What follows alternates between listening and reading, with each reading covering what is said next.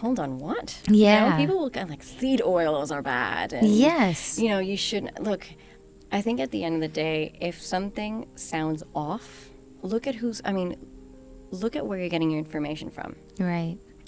I'm not going to say, look at their qualifications, but even, you know, people with an MD title have, as I said, spewed a lot of misinformation and pseudoscience. But at the end of the day, I think, you know, one of the things that I get my clients to relearn is to be connected with their bodies. We become so disconnected that we wait for people to tell us what to do. And I actually ask my clients, how does it feel if I tell you at one point, don't come and see me for 2 months. I just want you to I want you to listen to what is your body telling you? When should you eat?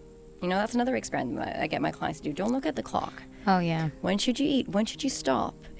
What's your body's signals? You know, we're so disconnected from our internal body cues that we wait for all these external messages to tell us what to do. Exactly.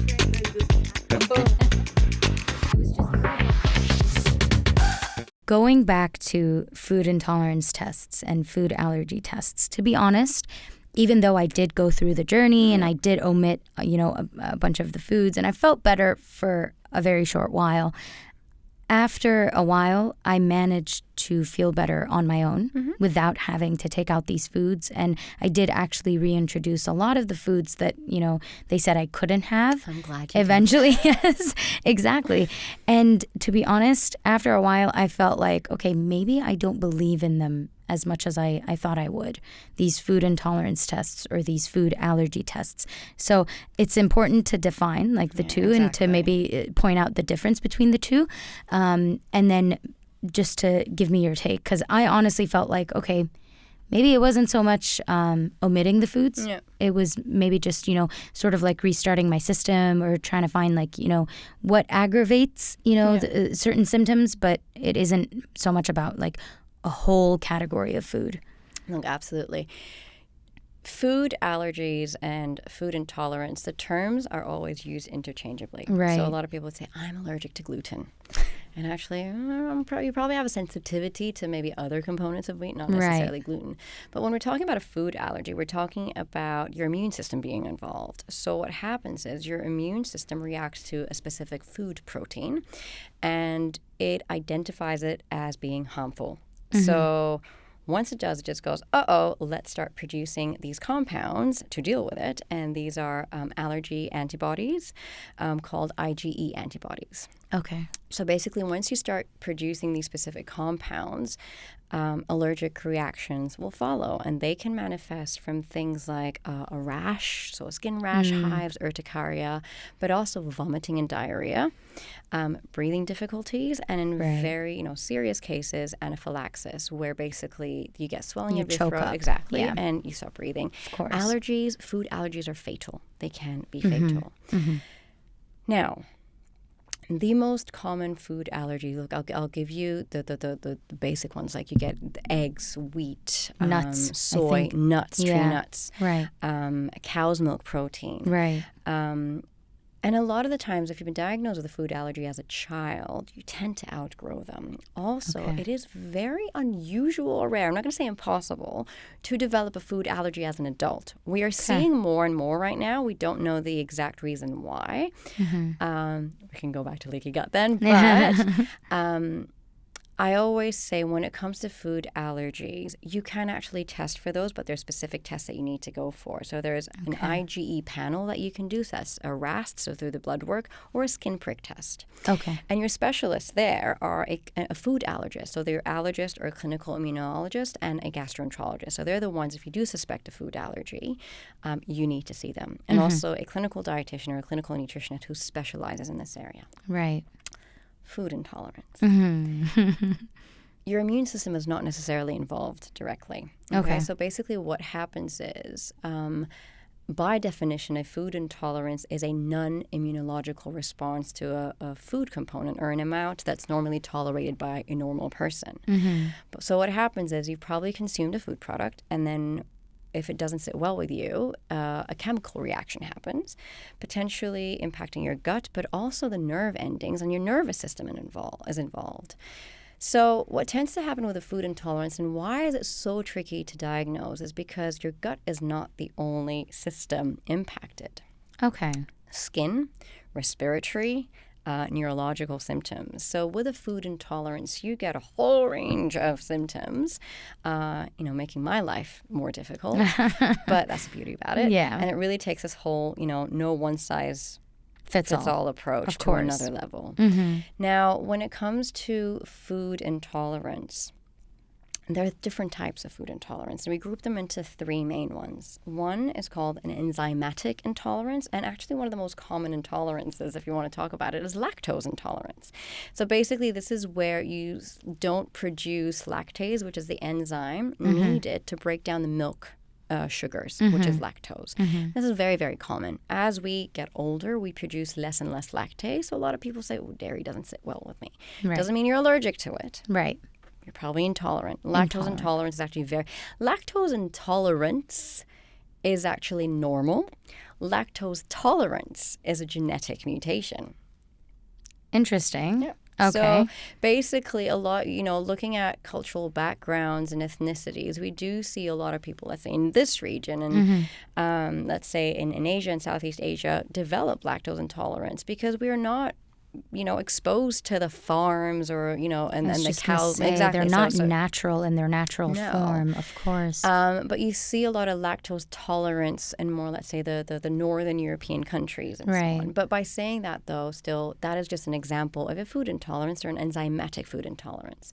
Another type, which is very tricky, is a food chemical intolerance, also called a pharmacological sensitivity. Okay. So basically, you develop the sensitivity to either natural chemicals in food like amines, I'm sure you've heard of maybe histamines, or food additives like sulfites. Okay. So that is a food chemical intolerance. And the last type of, let's say, intolerance is a sensitivity to a group of foods called FODMAPs. And these are fermentable sugars found in lots of healthy stuff, right? Okay. So they're found in things like your wheat, your breads, and your cereals. They're found in things like your onion, your garlic, your avocado, asparagus. So a lot of these are good foods that we need to have. But some people, let's say, especially those that were diagnosed with irritable bowel syndrome, develop the sensitivity to FODMAPs because what these specific foods do is they cause your intestines to produce, or to basically absorb so much liquid and gas, causing distension. The bloating, yeah. The bloat. Yes. And then causing irregular bowel movements, stomach pain, etc. Of course. Now, there is no blood test that can diagnose a food intolerance. We can diagnose food intolerance with lactose and potentially fructose. But the issue that I have with these commercial food intolerance testing is actually it is the biggest wellness scam of our generation. Okay. Specifically talking about a food intolerance tests that look at these IgG antibodies. So basically, these are compounds that we produce in exposure to things like food, viruses, pollen, toxins in our environment. And these compounds are present whether a person has symptoms or not. So we still produce these compounds even if we're healthy. So if anything, these antibodies, when they test you, they just actually indicate tolerance because you've been exposed to it rather than intolerance. Because you've been consuming it, basically. Exactly.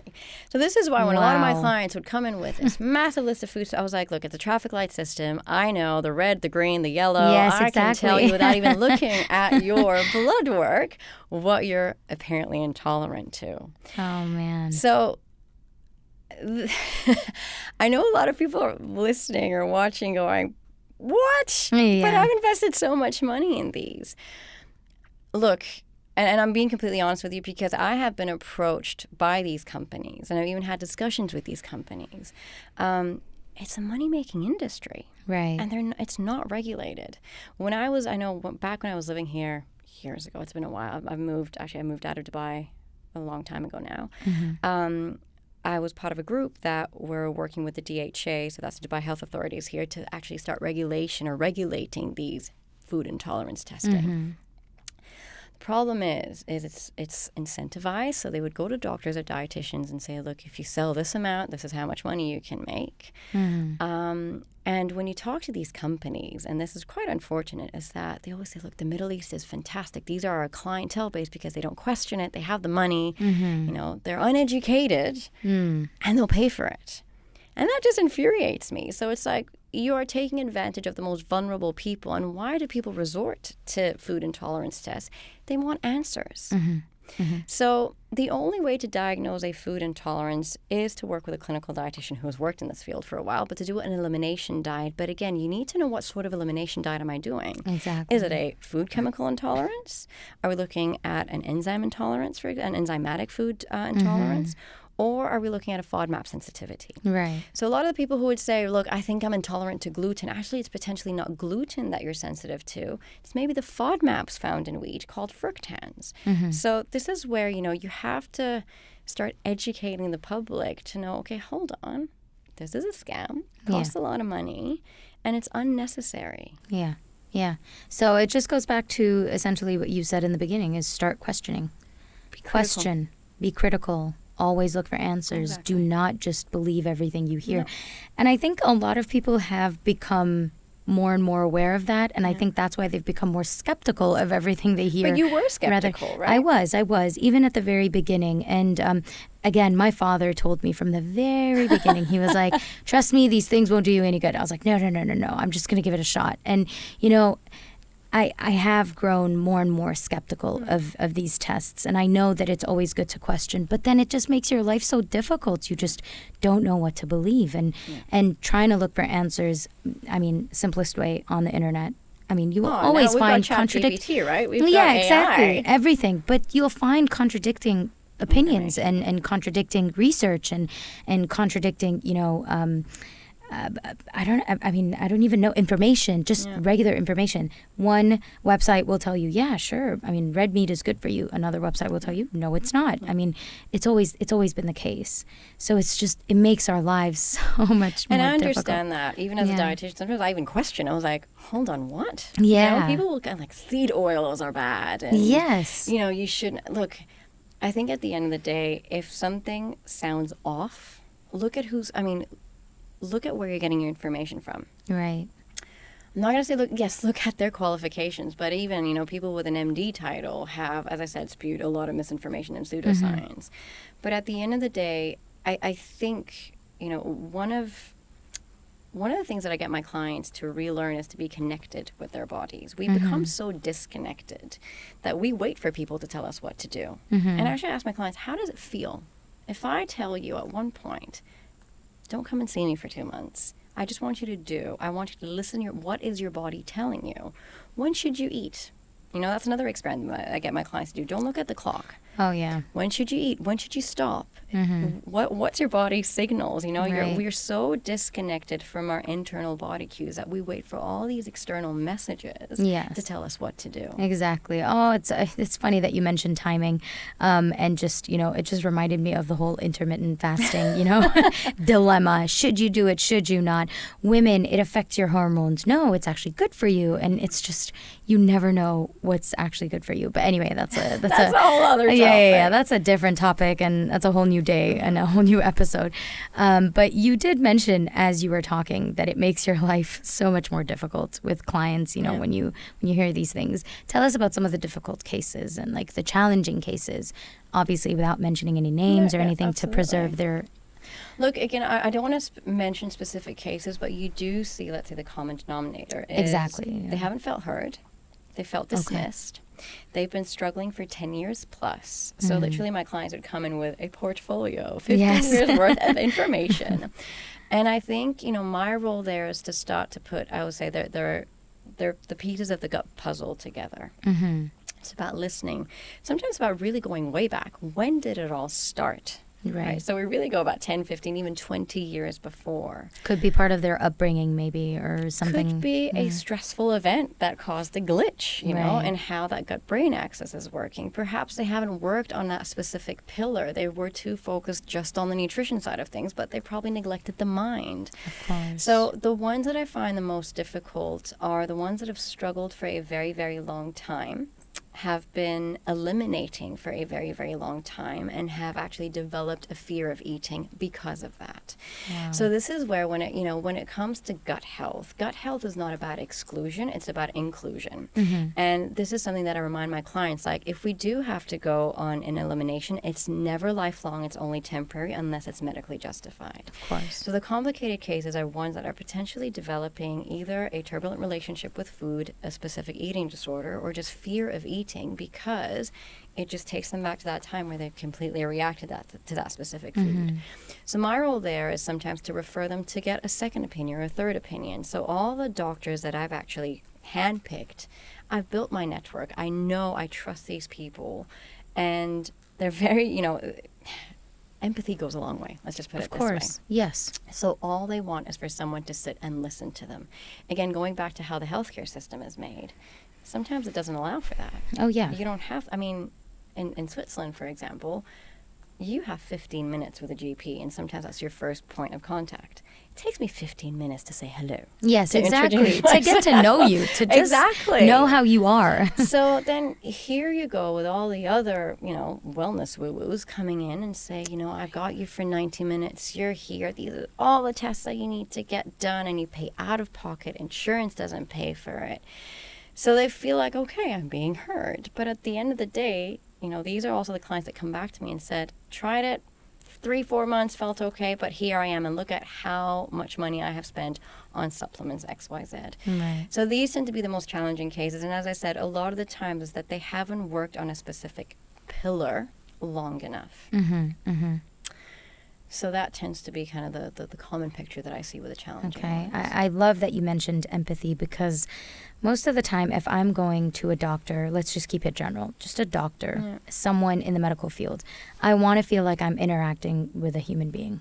Like, I don't want you to just give me the science jargon and tell me what's wrong with me, but I want you to either give me the solution and, give me that human factor with it. I'm not asking you to give me false hope, but at the same time, I want you to know me as a person to be able to give me the solution that fits me. Because again, it's not a one size fits all. Like, you need to know me to know exactly what to address and how to fix it. So I love that. Okay. You did mention that you have a client waiting and that you have a bunch of appointments, which is always the case with our wonderful guests. We get carried away. My last question. What's your advice? I'm a frustrated client. I come to you and I'm like, listen, nothing's working.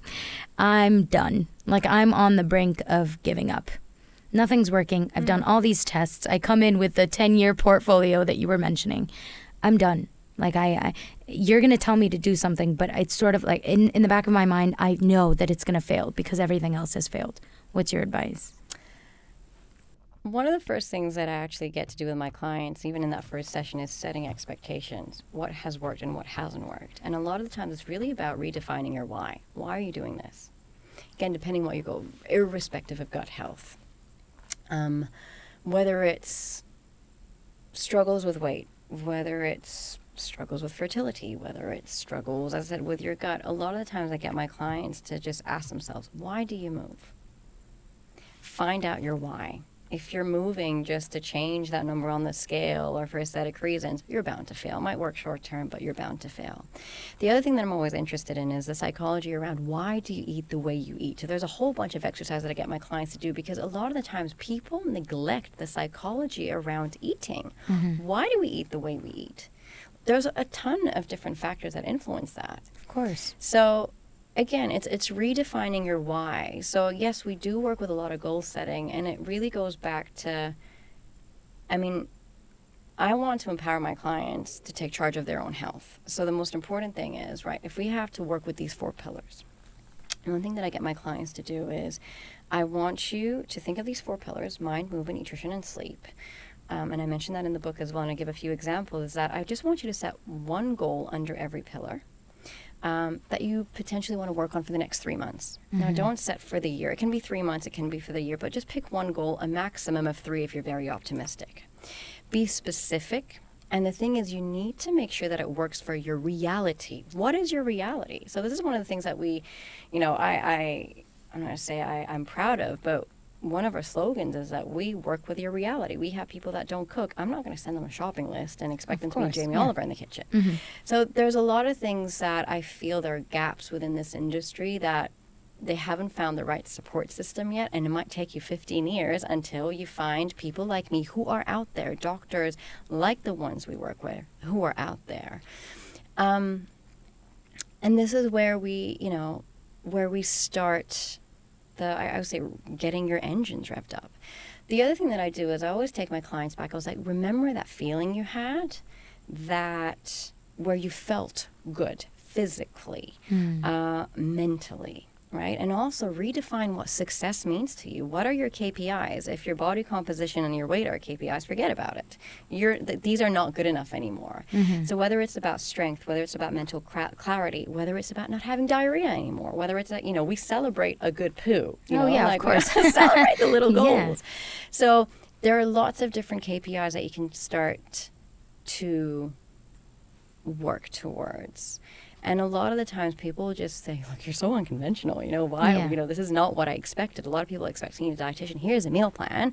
This is the diet that I'm on. Go and follow it. But it doesn't work. We know it doesn't work this way anymore. Yeah, it's long gone. So find out your why, which is perfect because we're here to tell you why. Sandra, thank you so much. We've taken up so much of your time, and this has been pleasant. Please, if you're ever back in Dubai, stop by and we'll talk about... More poo talk. Yes, more poo talk. We'll talk about whatever else that we didn't get to talk about today, and I know there's always something to discuss. My pleasure. Thank you so much.